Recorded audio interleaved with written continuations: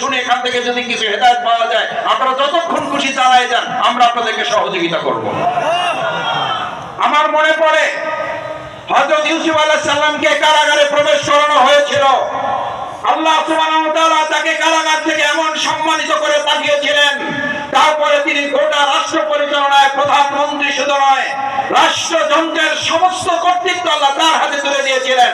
বাংলাদেশ জামাত ইসলামী বিগত 16 বছরে যে কারাগারগুলোতে আমরা আমাদের মুসলিম নির্যাতিত মানুষেরা এই ট্রেনিং গ্রহণ করেছে, হযরত ইউসুফ আলাইহিস সালামের উত্তরসূরি হিসাবে এই বাংলাদেশের আগামী নেতৃত্ব জামাত ইসলামীর হাতে তুলে দেওয়া হবে।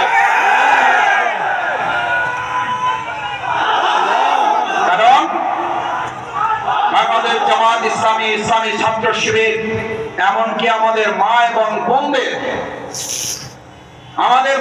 বোনদের বাবাকে ধরতে গিয়েছে, পরিবারে বাবাকে না পেয়ে মাকে ধরে নিয়ে চলে এসেছে।